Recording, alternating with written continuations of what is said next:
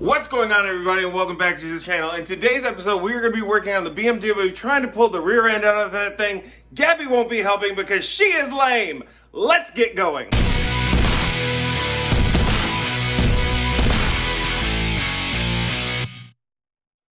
I'm really starting to think that no project is complete without a start off at AutoZone first. So let's go get some stuff that we need, and then we'll head back here and get started on the BMW. I needed to grab some new jack stands. I do have two, and the BMW is currently sitting up the rear end on those two.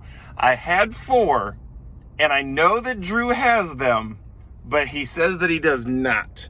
So Drew, if you're watching this, which I know that you are not because you never watch any of my videos, my jack stands are somewhere in that garage.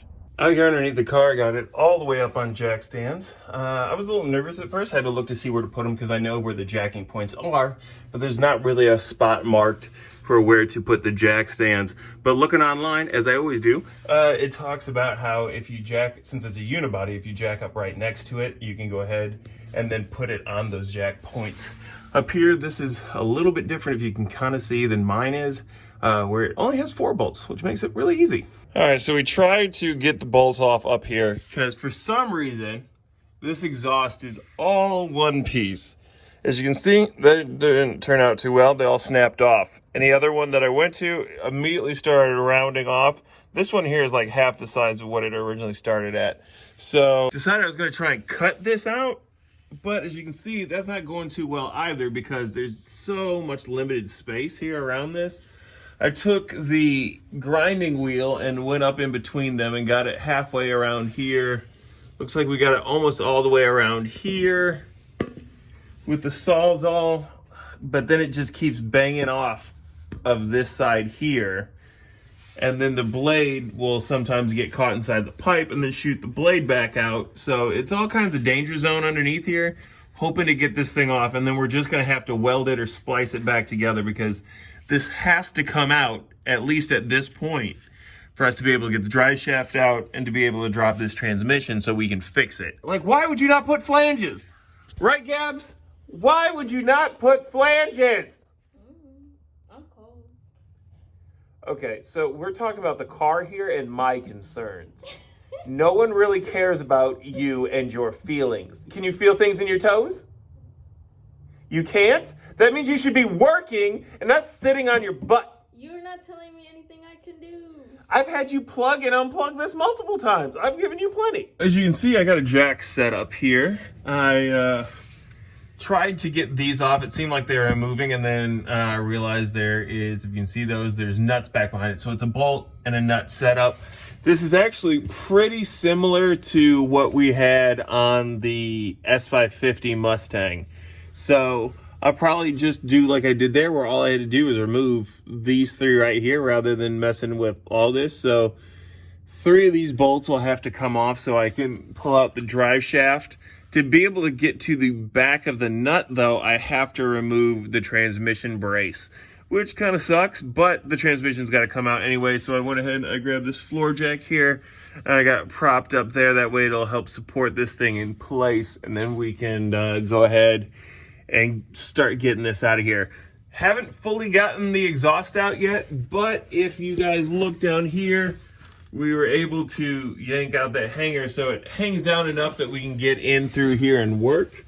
And then we'll just finish up cutting this thing out a little bit later. But for right now, I'm getting this out here. This right now is a 13. So whoever's had this vehicle before worked on it quite a bit because it's a mixture of standard and metric bolts, which is a little bit frustrating when you're underneath the car. So I've gotten my stuff fairly close to me so I can reach it. But gonna go ahead and, like I said, get this brace out so we can start getting the drive shaft off. I already got the 4 bolts down at the other end done. Then we'll just have to get the center brace here, and then this thing should pop out with the next 5 bolts.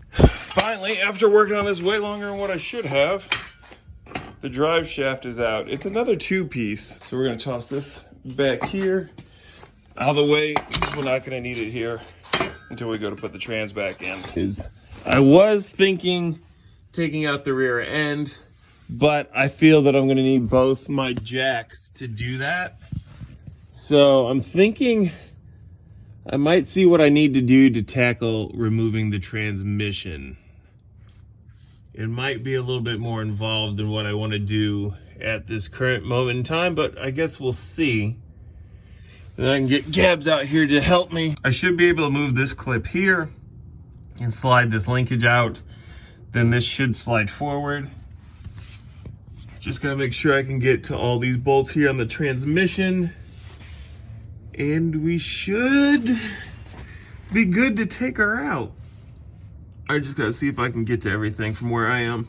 Well, change of plans. I do not have the sockets that I need to get the transmission out. So what we're gonna do is we're gonna go ahead and move to the rear end. I'm pretty sure that I can get it out without needing both my jacks. But what I'm gonna have to do first is get here into the trunk and release the rear shocks so that we can start dropping this rear end down. And then after that, it should just be 4 bolts, I believe. We're gonna find out. If I'm looking at this correct, we're gonna need to remove this bolt here and that bolt there on either side. And then also these 2 here, and this whole cradle here should start to fall. So what I'm gonna do is I'm gonna go ahead and put the jack right there underneath the diff.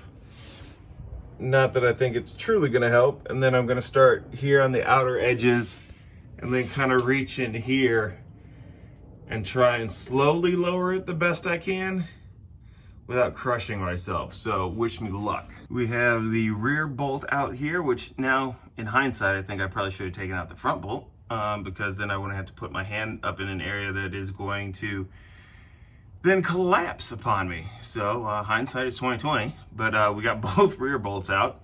And then I'm going to try and take out this front bolt here, and we will see if I'm still around after this. I'm gonna need you to make sure that I don't die. How? If I get stuck, scream for help. Oh, okay. Okay, that bolt's out. We're still alive. Say what? The whole thing's off? No. Is it? I'm afraid to stick my head under here. No, it looks like it is. Okay, well, then crap. Okay, let's see what we can do about this last bolt here. Watch it just like completely collapse. It might. All right, everything should be undone now, so we can start slowly lowering this and see if we got it done right.